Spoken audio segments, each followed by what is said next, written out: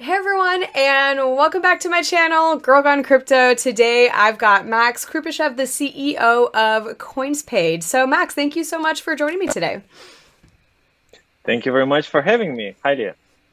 So just to kick off, I know we've got a lot of exciting things to dive into with what you guys are currently building, what you have been building over the last few years. But just to kick off, give us a high-level overview of what CoinsPaid is. So hard to answer with each one. So we are a Right. platform, right? So we already have a bunch of stuff really happening. In a few words, we are a payments company. So we allow online businesses to accept crypto as a payment method. We have a bunch of smaller solutions for retail clients as well, but most of the services are kind of B2B. That is why just a random folk never probably heard about us. We're mostly focused on businesses. So, kind of break that down for us. You mentioned crypto transactions, so I imagine allowing businesses to accept crypto. Kind of walk us through the different tools that you guys offer to your business clients that you work with. Yeah. So speaking about the ecosystem features, right? So we have a hot wallet, which allow them just to build simple applications without spinning the nodes. Then we have a second layer where they have also the liquidity, so they can use wallets plus liquidity. But then those are who are just existing businesses, they don't want to build anything, they have a payments API, right? So they use a payment API, they integrate it as any other, as a PayPal, as acquiring, whatever. Right. And it just works. And basically there are two main features, how can you accept payments? Right? I mean, as I would assume, majority of the viewers might be from US, so they heard about BitPay, right? So BitPay is kind of like the one of the oldest players, and they use e-commerce checkout, right? So you click I want to buy, you're redirected to the page which says send this amount of crypto to this address within the time period, right? This is, if you think about this, is completely unnatural for crypto, right? It's natural for the PayPal when after this you just only have to click one button, yes. Right? And with crypto, you're like, what? Now I have to see the QR, scan the QR, do the copy of address, enter the amount, then check what's the fee on the Binance from which I sent. And it becomes a mess. So the second flow, which I thought was amazing just before we invented the third one, it is channels. When you basically create for every customer, you create a dedicated address for any crypto that they want to receive. So for example, if you have a platform, I don't know, it's mostly for platforms, not for e-commerce. But honestly, majority of the merchants in crypto are not shops. They are some platforms, I don't know, freelancers, esports betting, esports tools, right? When they trade the World of the Warcraft swords and so on. They have internal balances. So you create them a tool to fund the balance. So for example, if they say, I want to fund with Bitcoin, they give you one address and say, you can send money to this address any time of the day and night, and it will fund your account in USD, right? So it will convert automatically, and you don't really have to go to that website anymore, right? You can just save it as address and send. But the third one, are you curious? Yes. Because with the second one, now they have a problem with like, okay, there are a bunch of cryptocurrencies, bunch of blockchains. And what is new, that all of the tokens, all of the cryptocurrency tokens are now existent on all the blockchains. You can send Ethereum, not only on Ethereum blockchain, you can send Bitcoin, not only on the Bitcoin blockchain. And now my merchants who have no idea how crypto works, they're like, wait, so how do we decide?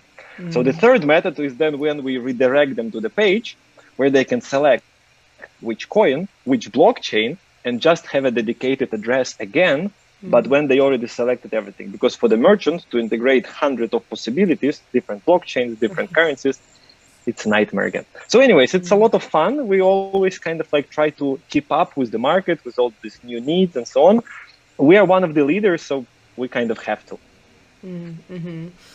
So when you were talking about it automatically converting, let's say, into US dollars, is that an option that the platform can decide? Can they decide to hold it in crypto, or does it just always automatically get converted into fiat? No, they basically our API is like a Lego, right? So they can build any logics that they want. Okay. So they can even convert from one crypto to another crypto automatically. They can not convert. They can convert into fiat, right? So I mean, again, right? We give them the flexibility. They can do whatever they want. Blockchains, different assets, different flows, different conversion schemes. So we kind of like create a Lego. We document the Lego. We have a team of integration specialists. So the business comes and say, guys, we need this solved. And we tell them, you can solve it like this. And they're like, okay. So I know you had mentioned earlier that there's obviously a ton of different coins out there, especially now, with this DeFi boom, it's rapidly increasing. What are some of the main coins that you see people wanting to accept, and how are you guys also maybe offering options or services for some of these DeFi coins as well? Yeah, it's a very good question, but also it's very hard to answer in our reality. So most of really businesses who accept crypto, you should understand that they are not keeping up with what is happening at all. Right? So they kind of like, they still not into DeFi. They never heard about it. They probably heard it from their kids, right? But they have no idea what it is. And when you say them DeFi assets, DeFi instruments, they kind of like, what? So we have a product about this, how to bring them there. Probably we will have the time to speak about that. But basically what they want to accept is what their users want to pay them into, right? And you understand who are those people, right? So there are a few groups I'm just now inventing, right? There are some people who pay with crypto for a long time, right? They just used to. They use Bitcoin, which might sound weird in 2021, but they just still use Bitcoin. Those who kind of like more into stuff, they were using Ethereum. Now it is expensive, but they know what is USDT already, right? And they know that USDT exists on many blockchains, so they now mostly use Tron, right? So they send USDT on Tron, quick, right, and easy. Exotics, not so much.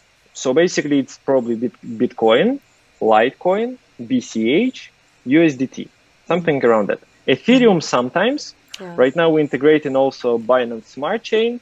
Honestly, we have Binance BNB on the BEP2, right? Nobody using it, honestly. With the Binance Smart Chain, we will see. But kind of, I feel that people don't want to use the blockchain fuel coins, right? Like a native one, like for example, BNB for the Binance Smart Chain. They are not so keen to send it, right? Especially with DeFi, they know that they can do so much fun with this, right? Leasings, stakings, and so on. They kind of don't want to use it for the payment. So it's changing really quickly, right? If we were having this conversation half a year ago, my answers would be completely different. Right. No, it's so true. And that's where, I would imagine you guys really do offer a tool and service to the businesses you work with. Because like you said, they're not keeping up on that stuff, especially with how rapidly things are changing. And so on that same note, I noticed you guys have something called a white label service. Can you kind of maybe walk us through? So let's say that I'm a business or I have a platform and I'm looking to partner with some sort of crypto payment solution. Can you kind of walk us through what some of those different options are? So I would say 4 levels, right? I already briefly explained for 3. I will just structure it again, right? So our system is what? Is the bunch of the blockchain integrations. It's accounting system, which kind of calculates the prices, checks the score of transactions, grabs the Forex prices to recalculate some exotics into some exotics, right, which doesn't exist on the market just straight away. So this is like a bunch of providers. So basically different levels are, somebody would say, like, I just want API to use cryptocurrencies, right? We just give them the whole solution. They don't need to spin the nodes. They have a support team, right? So they use blockchains with support team, right?